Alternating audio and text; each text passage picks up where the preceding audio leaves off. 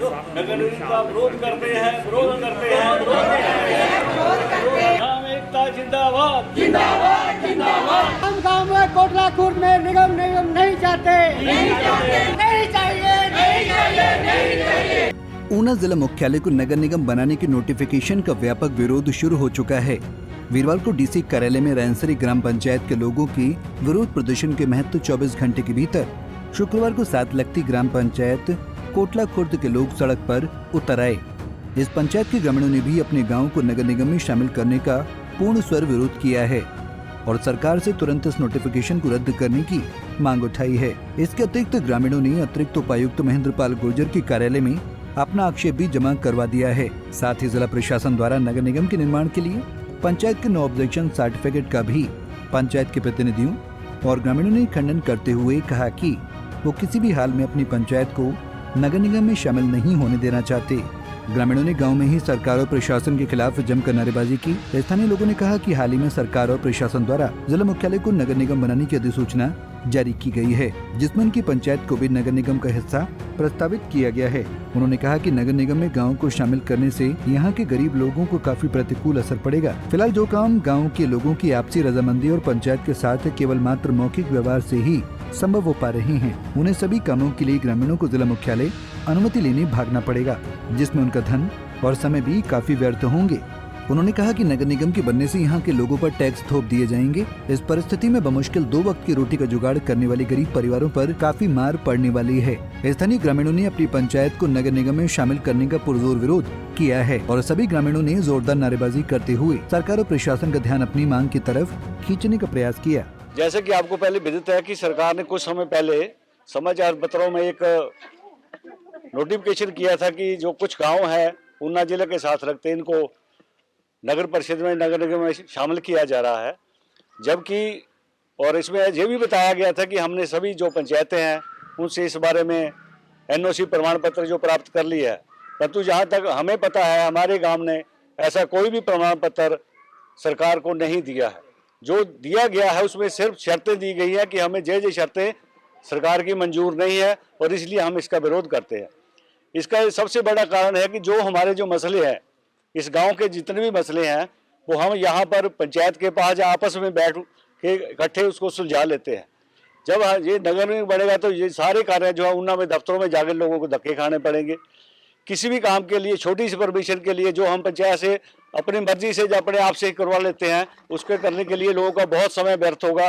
गाड़ियों में जाना पड़ेगा, लोगों को अनपढ़ जनता जो उनको धक्के खाने पड़ेंगे। गाँव की बहुत जनता गरीब है, किसी के पास रोटी का साधन नहीं है। सरकारें जो है इन छोटे छोटे मसलों में लोगों को उलझा करके अपना रास्ता सीधा करती हैं। जबकि आप नगर निगम ऊना की हालत देखो, वहां पर गलियों की कितनी बुरी हालत है। जो हमारे गांव की प्रोग्रेस पंचायत के द्वारा की जा रही है वो भी रुक जाएगी। लोगों को एक छोटा सा मकान बनाने के लिए, छोटी सी बकरी बांधने के लिए भी, एक गाय का कहीं घर बनाने के लिए भी लोगों को मंजूरी लेनी पड़ेगी, जिसमें उनका कितना पैसा खर्च होगा, टाइम खर्च होगा और लोगों को असुविधा का बहुत सामना करना पड़ेगा। गरीब जनता है, वहां पर लिखाएंगे एप्लीकेशन जाके, टाइपराइटर से 200 रुपया वसूल करता है वो, जहां हम अपने आप हाथ से लिख के पंचायत को देते हैं, जब मुंह से बोल के जो काम करना चाहते हैं वो कर लेते हैं।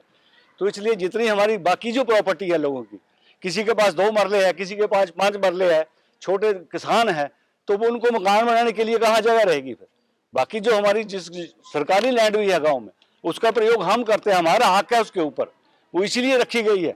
पर जब वो नगर निगम आएगा उसके ऊपर सारे जिले का हक हो जाएगा, सारा जो डीसी ऑफिस वो काम करेगा। अब हम जो भी काम करना चाहते हैं उसके लिए एनओसी पंचायत देती है, चाहे वो हमने कॉलेज खोला है, जो भी कुछ हुआ है, फिर हमारी तो कोई पूछ रहा रहेगी नहीं, कोई नहीं पूछेगा हमें।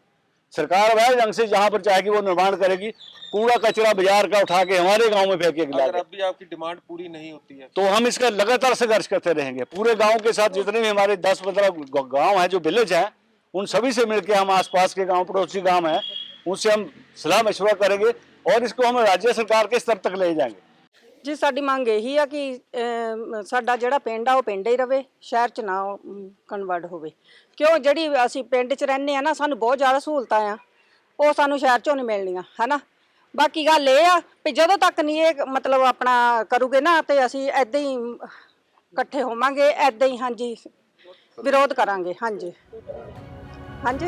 ग्राम पंचायत के उपप्रधान नरेश कुमार का कहना है कि कोटला खुर्द को ग्राम पंचायत से नगर निगम में शामिल करने पर मनरेगा जैसी योजना का लाभ ग्रामीणों से छिन जाएगा। उन्होंने कहा कि जिला मुख्यालय ऊना वर्तमान में नगर परिषद है, लेकिन वहाँ पर विकास के क्या कुछ हालात हैं, ये किसी से छिपा नहीं है। इन परिस्थितियों में कोटला खुर्द में ग्राम पंचायत द्वारा जो विकास करवाया जा रहा है वो भी पूरी तरह बंद हो जाएगा। उन्होंने कहा कि स्थानीय ग्रामीण किसी भी सूरत में अपनी पंचायत को नगर निगम में शामिल नहीं करवाना चाहते। पंचायत द्वारा जिला प्रशासन को अनापत्ति प्रमाण दिए जाने के संबंध में पूछे गए सवाल का जवाब देते हुए उपप्रधान नरेश कुमार ने कहा कि ग्राम पंचायत द्वारा पहले भी अपनी आपत्तियों को प्रशासन के पास जमा कराया गया है, जिन्हें आज भी जाकर देखा और पढ़ा जा सकता है। उनकी पंचायत ने कभी भी नगर निगम में शामिल होने के लिए जिला प्रशासन को अनापत्ति प्रमाण पत्र नहीं दिया। मैं यही कहना चाहूँगा कि जो यहाँ पंचायत काम कर रही है, सबसे पहले तो जो मनरेगा के काम है, मनरेगा काम कर रही है वो बंद हो जाएगी। लोगों को दिहाड़ी मिलती है, अपना मतलब जीवन अच्छे से लेडीज़ काम करती हैं, वो अपना घर चलाती हैं,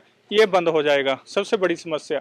और जो हमारी पंचायत के स्तर पे फैसले हो जाते थे, फिर हमें इधर उधर भागना पड़ेगा, ये भी बड़ी समस्या है।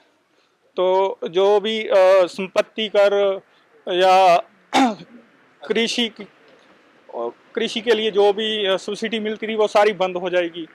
तो हम चाहते हैं कि ये हमें नगर निगम नहीं चाहिए। लेकिन एक कहीं ना कहीं ऐसी बातें आ रही हैं कि जो पंचायतों ने अपनी एनओसी दी थी उनको ही जो है वो शामिल किया गया था। तो क्या आपकी पंचायत ने एनओसी दी थी? सर कोई एनओसी नहीं दी थी, उस पे ऑब्जेक्शन लगाए हुए हैं, वो कंडीशनें लगी हुई हैं, वो अभी रेजुलेशन डिपार्टमेंट के पास है, वो आप जैसे मर्जी जो भी है चेक कर सकता है।